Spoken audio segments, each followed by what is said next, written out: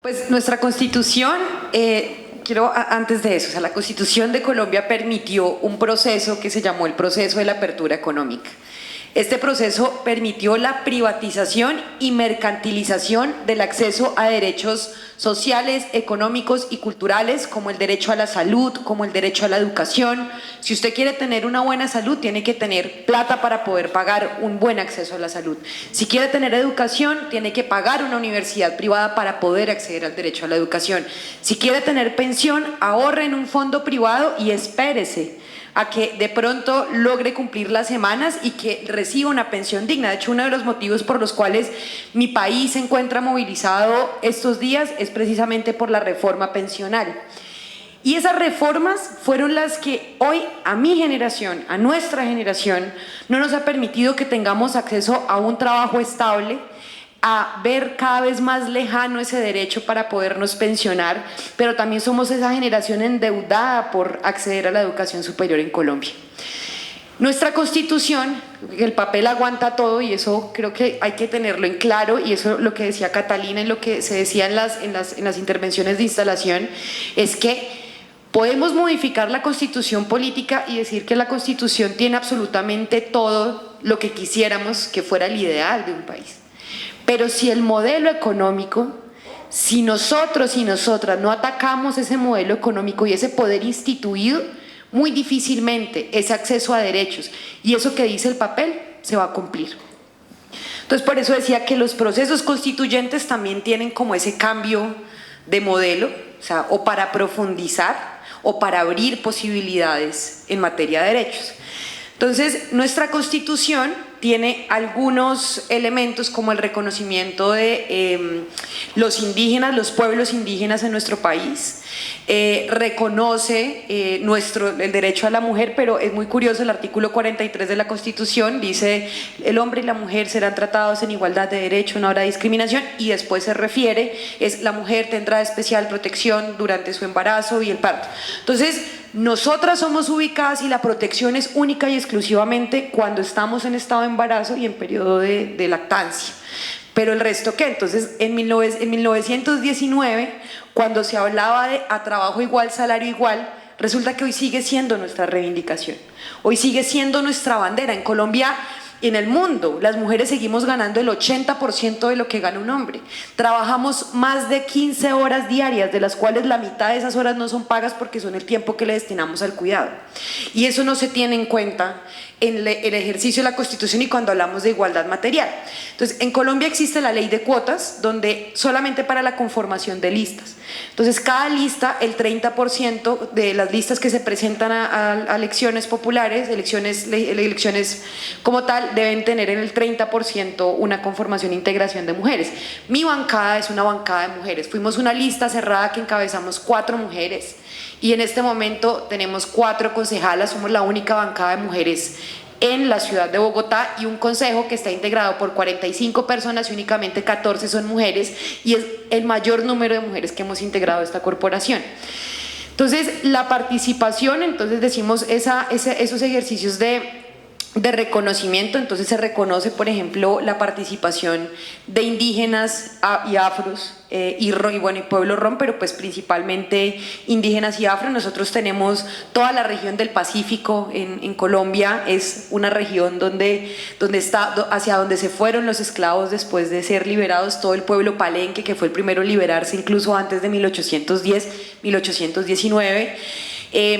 Y la participación también pues de las mujeres en términos del 10%, pero insisto un poco en esa participación en la presentación de listas. Pero también hemos tenido incluso, y lo decíamos, la izquierda ha sido masculinizada, y cuando hablamos de la contradicción principal, sí, que eso es como el debate que tenía Setkin y Lenin en su momento de ¿para qué hablan ustedes ahorita de las mujeres? No, igual la revolución las va a liberar.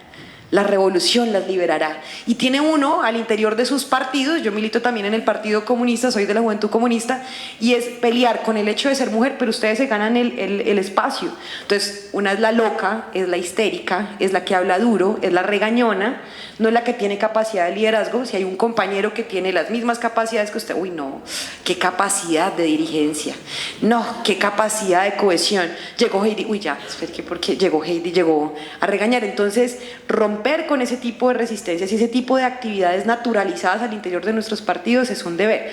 Pero una composición de una Asamblea Nacional Constituyente, y yo creo que acá hay una oportunidad de oro, y es cómo recogemos el sentir del constituyente primario. Es decir, no es simplemente un proceso de quienes se eligieron para representar a ese constituyente primario, sino cómo realmente podemos hacer encuentros locales, sectoriales, que recojan a ese constituyente, porque precisamente lo decía Patricia, ¿será que la gente sí se encuentra hoy representada en partidos políticos? La gran mayoría de las personas, si tiene una identidad, no necesariamente es partido. O sea, no hablamos de partidos fuertes, sino pues hay identidades con ciertas ideas, pero no hacen parte militante de las filas de los partidos políticos. Entonces hay una gran responsabilidad de poder recoger a ese constituyente, a esos jóvenes, a esas mujeres que están en las calles, que de pronto, para el caso nuestro, yo vi a muchos amigos y amigas y gente que yo sé que nunca había salido a las calles, ni siquiera en los periodos más tenaces, como por ejemplo el 2011 o 2013, o incluso después del plebiscito. Entonces es poder recoger a ese constituyente primario, irse a las comunas y a esos sectores precisamente para decir, mira, aquí los estamos escuchando, nosotras recogemos sus voces, nosotras recogemos sus inquietudes, y cómo poder sistematizar ese conjunto de ideas de lo que se quiere para poder recoger el consenso mayor, pero no solamente pensando en nuestra generación, sino pensando en las futuras generaciones, porque cuando se da una constituyente, por ejemplo el caso de la de 1980-1962, los tiempos han cambiado y las generaciones tienen otra serie de reivindicaciones que van pasando a lo largo de la historia.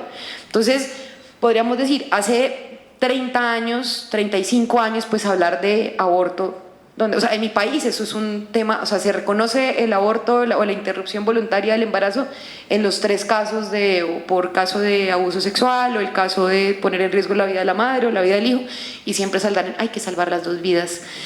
Y esto pues hasta ahora está germinando, pero en Colombia, y además que pues es un país centralista donde se liga mucho hacia Bogotá, o sea, digamos la región central. Pero también hay un sector que debería ser reconocido, y que esto se incluyó en el proceso, en el acuerdo de paz que tuvimos en el año 2016, el reconocimiento a la mujer campesina. Entonces la mujer campesina, o sea, es decir, el tema de la función que cumplimos nosotras en el agro, pero también reconociendo que quienes principalmente hoy son víctimas del conflicto armado en nuestro país, pues han sido las mujeres. Y el acceso a derechos, entonces, dirían, entonces somos las luchonas, entonces mamá trabaja, milita, no sé qué, entonces ¿cómo así que no vas a ser capaz? Entonces las mujeres pueden hacerlo todo, y resulta que no hacemos ese ejercicio también legislativo. Yo creo que insisto mucho en recoger la mayoría de los consensos para que exista una identidad de la gente, de decir, en adelante se reconoció, por ejemplo, el caso de las trans, entonces condenamos a las mujeres trans a que su única forma o fuente de ingreso sea o la prostitución o trabajar, no sé aquí cómo le digan, peluquerías, ¿sí? O peluquerías, y no se les otorga condiciones para poder trabajar en igualdad de condiciones a cualquier hombre o a cualquier mujer. Entonces esto se hizo por ejemplo en Bogotá, en la alcaldía de Gustavo Petro. Yo trabajé con muchas mujeres trans que no trabajaban necesariamente en la subdirección de diversidad sexual, sino como abogadas, o sea, reconocer que deben tener acceso a derechos. Entonces, poder recoger eso, y sobre todo que para que cuando ese tipo de normas que nosotras y nosotros incluimos dentro de ese ejercicio constitucional, la gente esté dispuesta a salir a la calle a reclamar esos derechos. Entonces, para finalizar, creo que es importante que todo este ejercicio de proceso constituyente esté acompañado en las calles por el constituyente primario.